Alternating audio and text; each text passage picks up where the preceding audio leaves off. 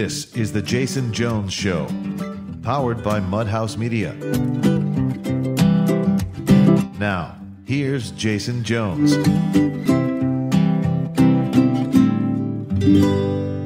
Aloha, everybody, and welcome to The Jason Jones Show.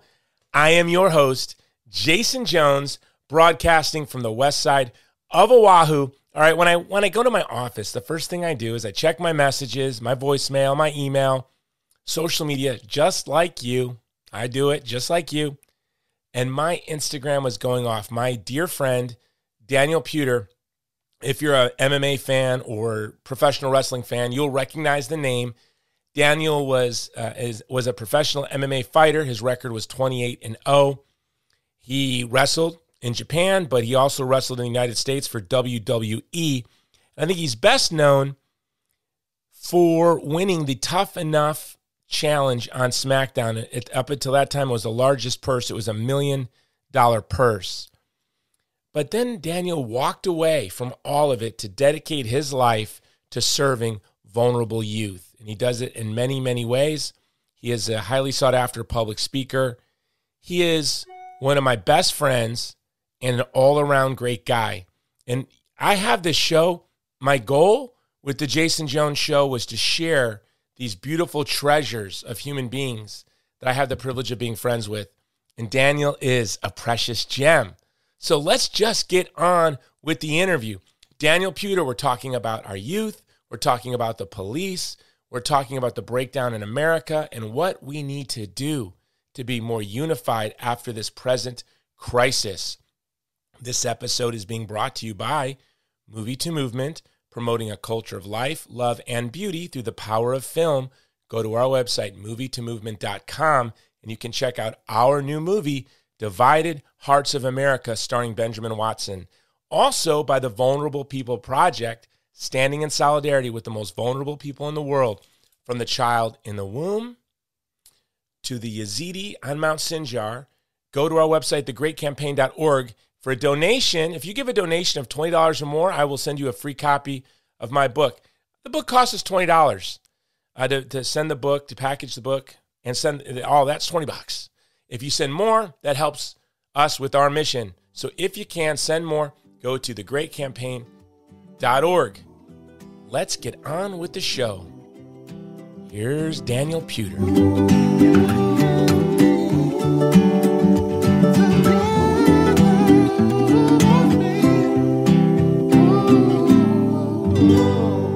Daniel Puder, welcome to the Jason Jones Show. What's up, my brother? Thanks for having me on. I appreciate you. Hey, you know you are my brother. We were born the same day, 10 years apart. I know, bro. We're both handsome. It's amazing. I'm super blessed to have you in my life. Well, you're one of those friends I have that, you got a big following, you're influential, you have a name, and I have been meaning to use you to grow my show for a very long time, but I wanted to have the right topic.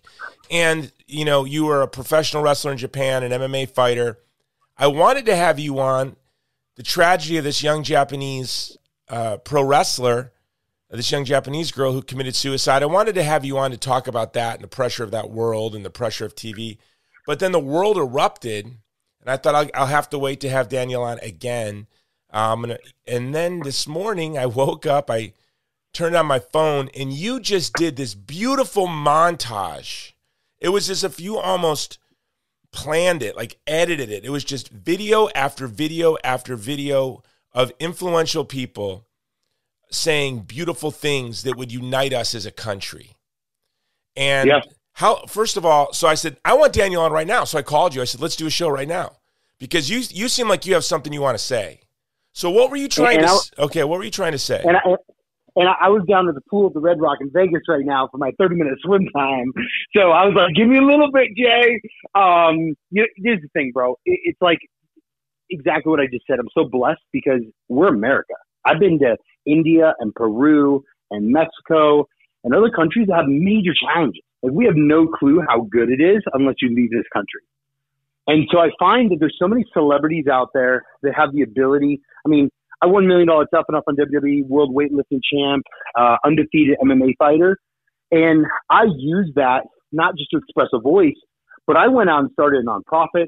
I now own a school system where we'll have 6 schools this year. We're taking kids that are failing the system where, per se, public school systems are funded by, let's say, local real estate tax. And in some neighborhoods that are lower income, that are more challenged, we're putting schools in it to solve the problem. Like, we're not only working with people that are changing policy, but then we're changing culture. And I think there's 2 challenges to it. Like, I'm a deputy sheriff reserve. So about a year and a half ago, I joined the sheriff's department in St. Francis County, Arkansas. And we've been looking at 2 different things. One is policy shift. So people are like, hey, there's problems with cops. And I look at, there is a challenge. I'll tell you now. Daniel, let me set you up for people, though. I do an introduction before the show where I tell people who you are, but I wanted to set this up just so people kind of understand your day-to-day life. And I don't know, do you know how long we've known each other now? Probably around almost like 18 years. Yeah, almost. Yeah, you were a young fighter, and you were hanging out with Steve McAvity, the producer of The Passion, and he called me, and I was on a campaign. And you were a young man, a fighter, undefeated. He knew I loved MMA, and that's how we got to know each other. But something happened that changed your life. You were walking out of a restaurant in Hollywood, and TMZ shoved their camera in your face, probably trying to get this big conservative meathead fighter to say something stupid about something really serious. And they asked you, I don't remember if you knew about, I don't know how big this incident was, if you knew what they were talking about, but your answer gave such empathy. A young man was shamed for being gay in a really horrible way in his college campus. He went to the George Washington Bridge and jumped off. And they asked you about that. And you gave the most beautiful answer. And then you ended up quitting everything. Or before you quit, you started to try to tie everything you were doing to help young people that were bullied. And as I saw that happening, I thought, this young man, you have good sentiment, but I didn't expect it to last. I see a lot of celebrities get involved in things. They don't last. But now for 15 years, you have been living in the worst schools. When I visited you in Miami, you took me to the most violent high school in Miami with the most crime, the most murders. And every child there high-fived you, hugged you, the teachers loved you, the principal loved you. So for 15 years, you have been living and working with young people in the broken communities of America. And now you're building schools. And then beyond that, somehow, really, I don't know how, that evolved to you building a relationship with law enforcement officers. So it was bullying that led you into the schools. And then it was working with the schools that led you to working with law enforcement officers. And this isn't something you were doing from time to time while you kept your career. You were undefeated, 26-0. I think that's right. Is that right? 26-0. 28 now. 20 amateur, 8 pro. So, 28. And you won at the time, maybe till this day, the largest professional MMA fight purse. Oh, no, not till this time because Conor McGregor, but it was for a long time. And you won this huge purse. You also broke a very famous man's arm. Almost broke a very famous Kurt Angle, which you became very famous and notorious for, which was a beautiful moment in TV history. And so that's why I love you, because you had, and I think it's because me and you both had. Can you tell people where you're? So today I see you on Instagram.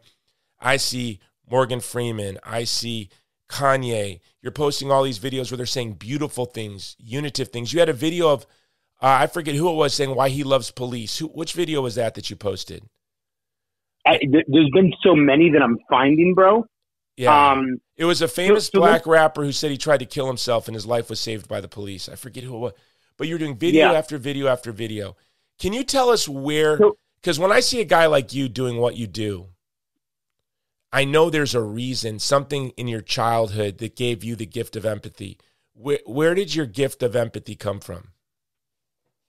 So I believe that having 2 amazing, loving parents were one of the major foundational keys to who I am today. So they built a sense of significance, or like my TED Talk, my podcast is called Significance Breeds Success. And I find like there's so many people that want to add so much value in this world, and they don't understand how to. They don't. I don't know if they don't understand, but they're not raised with the ability to really truly love themselves. Because you say go out and go out and love people and change the world and create a legacy and make impact, but it's more the context of how do I be significant so that I can have my success instead of just how can I go get money and have my, worldly gods to fulfill me. But you had challenges as a boy, so because of those challenges, but with loving parents, that didn't impact you. Do you want to talk about the challenges? Yeah. Yeah. I mean, I was labeled learning disabled. I was put in special ed classes. I was bullied. I was picked on. I was laughed at. I couldn't read. I was at the lowest 1 percentile in the country for reading. The lowest. Like there's no zero. You know what I'm saying? Like if you're going to 1 to 5 star somebody, you can't give them a zero. Same thing. Like I was the 1%. It was challenging growing up. So that was the framework of where, empathy and understanding came from, because nobody understood me. So I had to self-reflect and look inside myself to be able to, look at others. Like I go into neighborhoods now, whether rich or poor, doesn't matter to me. At the end of the day, I go in to understand what are the problems, where's the policy, what are the challenges, what's needed, so that I can change a society and a generation versus just talking about it. A lot of people just talk. It's great. Talk. Keep talking. But at the end of the day, we have so many challenges today in America, and we're actually impacting communities every day. Yeah, all across the country. So you had these parents who loved you, but yet you were being picked on for being fat, for being stupid. Did you have dyslexia? What was, because you're one of the smartest guys I know, why were you struggling with? I have dyslexia, so I didn't know that till the military. And I too was always told I was stupid, I was lazy. And even to this day, I work myself to death, and I go to bed every night feeling lazy. But for some reason, I don't know if it was my grandmother, I always thought I was the smartest guy in there. You could call me whatever you wanted, but it was frustrating. And you had these parents who loved you, and you were being bullied at school.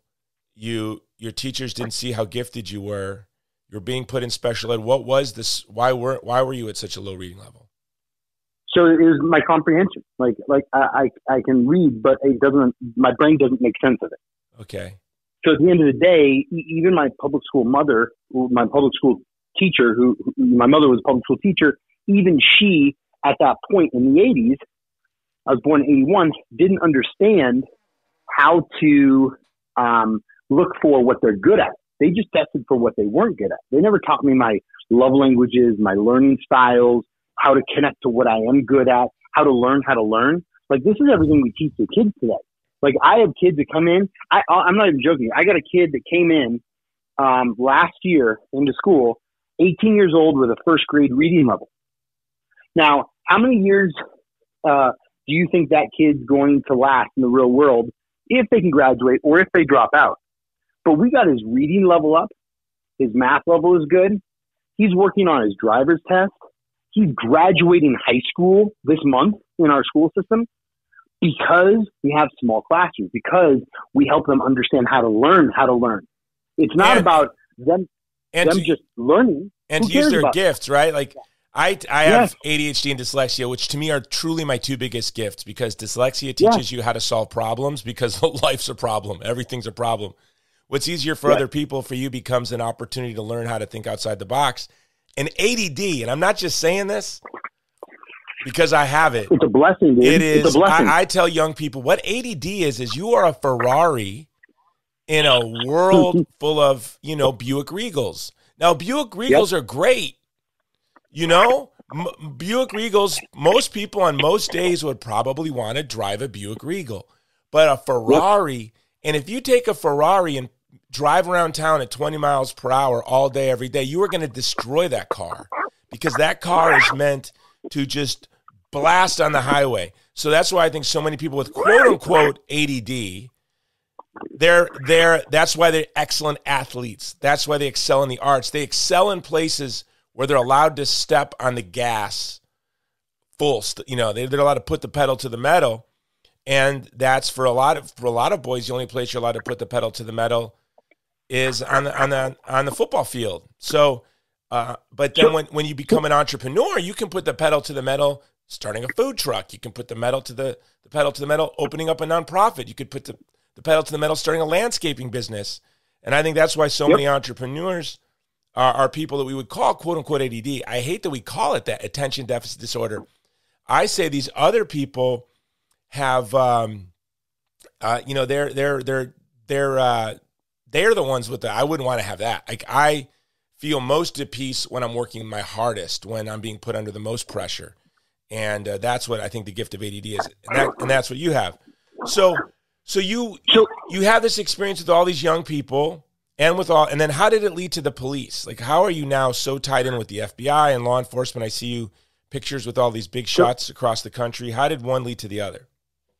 So here's what I saw. I started going into schools, and I said, let me understand the problem.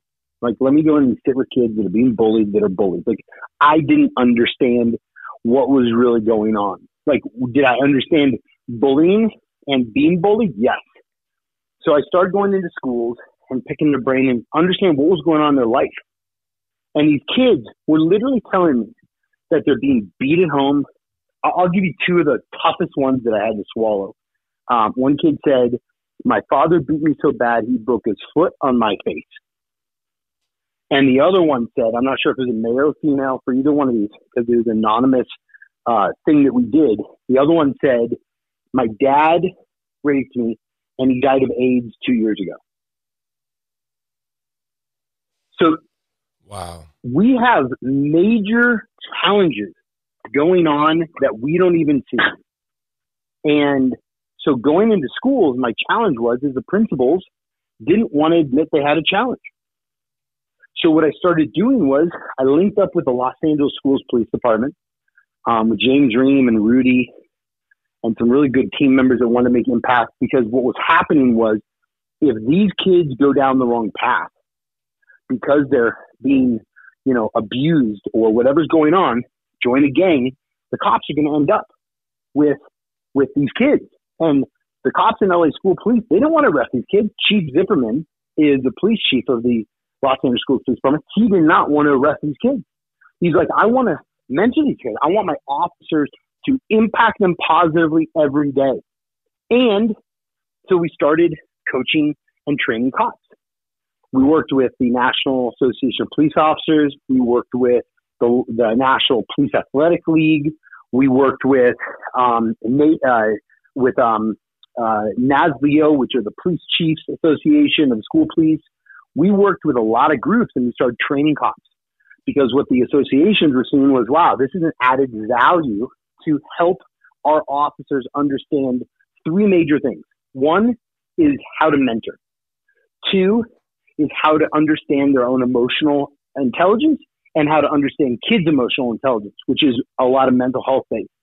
And three, belief intelligence. So the problem is most people do the mentorship and emotional intelligence, but never the belief intelligence, because they don't even know where their emotions come from. And that's your beliefs. So we break down all the way to the root of how people function. And so we started working with cops this last year and a half ago. I went through the academy and got sworn in at the sheriff's department. And I did that because the sheriff and the chief who's going to be the next sheriff is like, we need help. We have racial issues. We have economical issues. We have, just youth issues, we have issues. Like, could you come out and bring programming training? So for the last year and a half, we've been impacting our county with our programming and training. On top of that, we're funded by the White House to go impact 16 states this summer. We did 3 last summer, and we're funded very like, it's like next to nothing, but we're funded to be able to help cops understand mentorship, emotional and belief intelligence, and love themselves. So we've been doing all this stuff, and the director of the FBI. So a lot of these police, by the way, now that I'm almost 50, you look at a police officer, they look like kids. So not only do these police have to understand the youth that they're working with, they have to understand themselves because they're young and come from communities just like this and might have suffered abuse, or so they have to understand themselves to have empathy and to work with these young people. Well, if you can't, like they say the thing is like, you know, to love yourself, to go love somebody, right? People are like, oh, go love the world, go love other people. But I find to love other people, you have to love yourself first. And to love yourself, you have to understand yourself. We never teach people how to actually do the first step, which is understanding yourself. Because how can you truly love yourself spiritually, physically, emotionally, whatever that is, on how deep you want to really love yourself, if you don't even know what your beliefs are? Yeah, I mean, think about it. Daniel. You know, Daniel, these young kids are experts in the art of self-defense, and that they've been abused. So they learn how to look at you, analyze you, see your weaknesses, then they'll say it. So they'll say to the teacher, like, you fat bucktooth idiot, you know? And so if you're insecure about your looks and this little kid's insulting you, he's doing this because when you understand he's broken and been abused and he's had to learn how to look for weaknesses in others and call them out to defend himself. So if you're a teacher or a police officer and you are not loving yourself, comfortable with yourself, all of a sudden this whole thing's going to break down real quick, right? Well, yes, exactly. And this is the saying that I always go by. Hurt people, loving people, love people. So if somebody is hurt and they take their hurt on you, which is called bullying or harassment or whatever you want to call it, at the end of the day, if you let them, so this is the key right here, Jason. Now, and I'll ask you this. If somebody does something, flicks you off, tells you to go F off, whatever it is, do you have the ability to love them, or do you have the ability, or do you not have the ability to make a choice emotionally? Depends on the day. It depends how stressed out I am at work, or I mean, so as a young person, not at all. I would not have had the ability to let it go. Now I'm much better. So, but do you have the choice? Yes. So at the end of the day, it comes down to us understanding ourselves. You claim the ability, the God-given ability, to use your intelligence, your love, your empathy, to love yourself because it's all a reflection, bro. If somebody teases you and picks on you, at the end of the day, if you get pissed, just look inside yourself. You know, I mean, people come up to me, for instance, like when I'm in uniform, or, you know, even at my school, right? Like when people come up and videotape me, I've seen cops now. They're like, "Why are you videotaping me? Get your camera off." My thing is, dude, bring it on, bro. Let's impact some lives. Like, it's a positive thing to have somebody want to videotape you. Now, at the end of the day, if you're an amazing human and you're not doing dumb stuff, then bring it on. But if you know that you're going to maybe get caught or do something dumb, then it's just a reflection of where you're at. You know, that's a really good point, to train police officers to see the camera as an opportunity to show off at how good you are to the community. All day, dude. To let the community know how committed you are to the well-being of but you know, as a police officer, and this is where I try to have empathy, I got arrested a couple weeks ago. I don't know if you know this. And yeah, I do. I saw it. At the Reopen Hawaii event, I got very heated with the police. I went to the police station, then they put you in the cell, and I got to look around, and I got to see what their working conditions were like, how dreary the office was. There was a garbage can collecting water. There was a huge leak. The tiles in the ceiling all had these huge, ugly water stains. They were eating out of vending machines. And you could just see these are overworked, underpaid, stressed out people. And my heart broke for them. So for a guy like me, I could say, charm the camera when the camera's on, but the reality is when you're underpaid, you're barely making your bills, you're overworked, you're dealing with the most horrible crimes sometimes, and it's a real challenge. We got to acknowledge that, right? See it as an opportunity, but know that it's a real challenge. So let me break down the challenge. If a police officer today or a federal agent, I just heard this from the FBI too, I was listening to the FBI, my FBI guys, if they need mental health, if they need added mental health, psychiatrist, psychologist, counselor, therapist, that mental health is going to go in their file. Same thing with military. You know this from the military side of it. If there's a PTS, concept, I need mental health, they frame it, and it can be very negative for somebody's career. And so there's two challenges I see. One is as men in America, we're told to suck it up, be tough, and don't cry.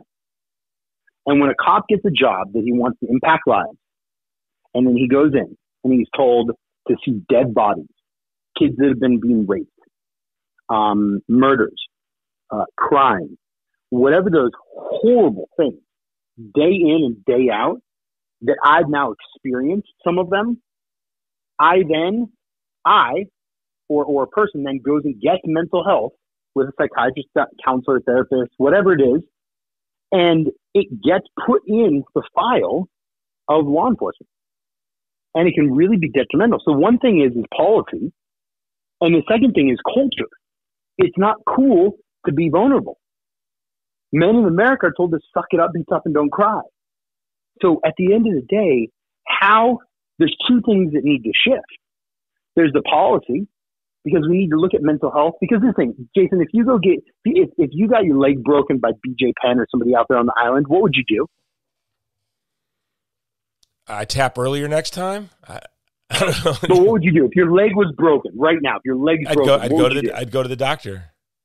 Right? Yeah. But if emotionally you get hurt, then most people, most tough people will go drink. They'll do drugs.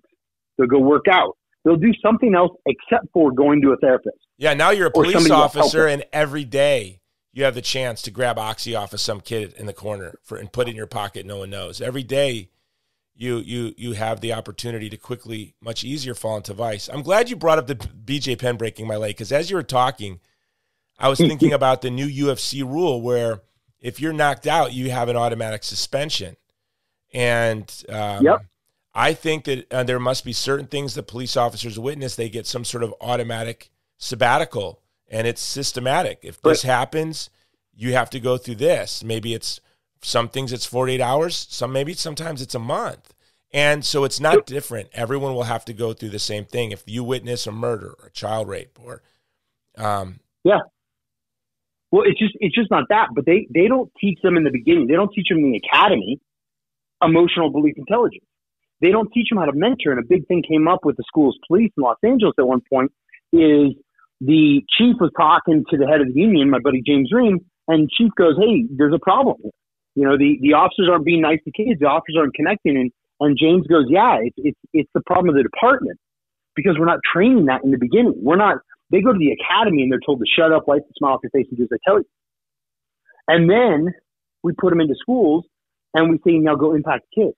But we never teach them how to impact kids. And that's when we started coming around training the officers because they weren't being trained. But it's not they don't have to train in what we do. It's not a state mandate. What it needs to come out to is the future of law enforcement needs to be a mixture of enforcing the law, which is the laws are made by politicians. So people go, a lot of cops are walking down the street, in some of these riots where there are riots, not the peaceful protests, or it could have been some of the peaceful protests. And if you're standing in the middle of the freeway, that is illegal. Law enforcement is to enforce the law. So you can change the law by getting politicians and changing the law that says you can stand in the middle of the freeway. But at this point, if you don't have a permit, then it's against the law. So people say, the police were harassing us or they were pushing us off the freeway or whatever. Yeah, it's because it's against the law. And you voted the politicians in, or you didn't pay attention to who you voted or didn't vote for. And so that's the biggest challenge is people don't understand it's not right or wrong on where the policy's at. They're just doing their job. The second part is they need to be counselors or coaches. They need to be interacting, communicating, connecting. Back in the day, I heard stories of cops in New York walking around, hanging out with kids. I've seen it. I've seen them playing basketball. Shaq went and played ball. I think at one point he was a sheriff. So there's different people that are impacting lives in different ways, but there needs to be more consistency. And on that note, they have to be demilitarized. I think the war on drugs put our police on a war footing. I just read something, you might know more about this. It was the 11 Rules of Policing that was written by the founding father of police officers. And it was somebody, I don't know where I even heard it. They were being read. They were all very thoughtful and very respectful. And it was about how the police are members of the community and the community are members of the police. And the police are the members of the community, that their sole responsibility is to handle these tasks. And it was just all very thoughtful. So demilitarize the police and stop calling everything a war on this and a war on that. Because if all we hear is there's a war on drugs, the police are going to think they're in a war. And the politicians are going to think they're in a war, and we're going to give them equipment that looks like they're going to war. Then the people in those communities are going to feel like there's a war on them, and it's going to breed distrust. And I'm with you on that, Daniel. I know we both have a heart out in 5 minutes, so I'm going to ask you 2 questions. If you could just close on this.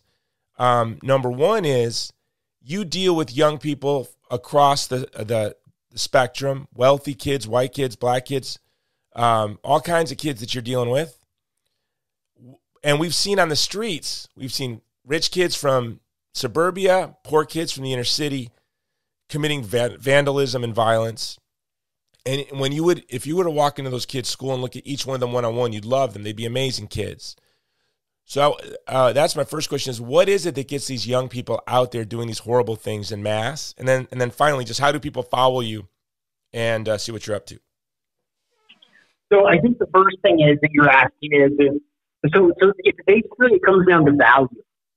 So many kids today are looking for love in all of the wrong places. The only reason people do drugs, there's one of 2 reasons: either you want to feel or you don't want to feel. The reason why these kids are getting involved in what we call homegrown terrorism, per se, and they're middle to wealthier class kids, white, suburban, that sort of thing, is because they're connected to something. Like somebody's paying attention to them. It's like a gang. And so I find that the hardest group of kids to impact today are the wealthier kids over the kids that don't have as much, because the kids that don't have as much want more. The challenge is, it's not about the stuff. It's about the love. And it's about the value the kid understands what they have for life, which comes down to their vision and their purpose. So if a kid doesn't have a defined vision and purpose for life, and I'm not talking about the human doing side, I'm talking about the human being side. Who do you want to be as a human? What's your vision for that? What kind of wife do you want? Who do you want your kids to be? Because I ask the kids all the time. This is the biggest question, and I'd love people to, give the answer to this when they actually do it with their kids or somebody else's kids. What % of the time do you do chores on time to your parents? And most kids say under 90%. Which I then ask one next question. I said, if you're a manager and owner of a company, would you be okay with hiring somebody that only follows through, shows up, and is there for their parents 90% of the time or less, 50%, 20%. And probably 99% of the time, kids tell me, no, I wouldn't hire somebody like that because they wouldn't work as hard for me. And once in a while, somebody that's smart ass goes, yeah, I would, because I would pay them. And I said, yes, exactly. Only if you pay them something extrinsic versus actually them wanting to, with a significance and a purpose for their family. So when I come by and I steal them, or somebody else steals them and takes them, you're going to lose people in your company, because they're never really caring about you. They only care about what they get out of it. So my challenge for people is understand the value that you give our kids. Understand your own value and help the kids design that value of what's in it for them in life. They get to make impact. Like, look at what you've done, Jason. You've impacted millions of lives with movies and movie to movement and, doing your podcast and, traveling the world and speaking and all these things that you're doing. You've saved millions of babies from being killed. And with Bella and other things, it's such a blessing to have somebody like you on this earth to be able to defend and protect people. And so that's my challenge is understand your value, define your vision, your purpose in life. And they can go to mylifemypower.org. They can go to danielpuder.com. They can Google My Life My Power Institute Prep Academy. So whatever, if somebody wants to be involved and we're building more schools, just got a couple investors to roll out another 6. We're just changing lives. Yeah, and hopefully we'll be bringing one of your schools to Hawaii. And how do they follow you on Instagram? Because your Instagram's on fire right now. My Daniel Puder on Instagram. All right, you know why I love you, Daniel, is you and I are both, I was a high school dropout, last in my class. You were labeled special ed and teachers didn't see value in you.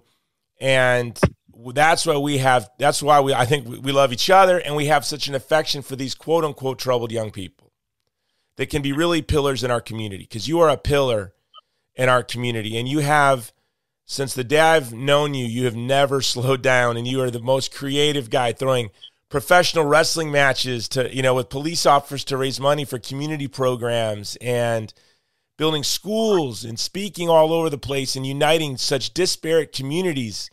It's really hopeful. And now that I see the whole world, all these major multinational corporations virtue signaling and all these politicians taking a knee, how long will this last?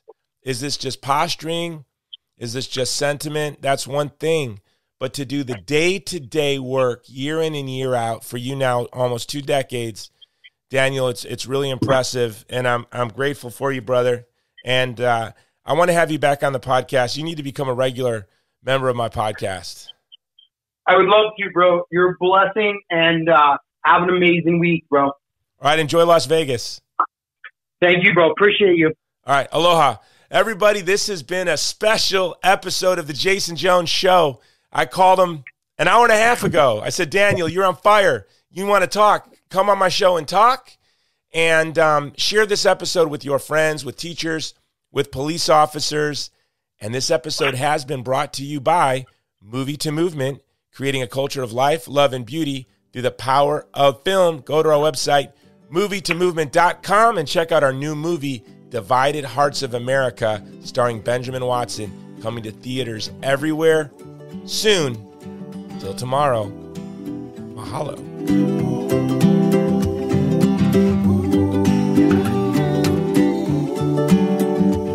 This has been the Jason Jones Show, powered by Mudhouse Media.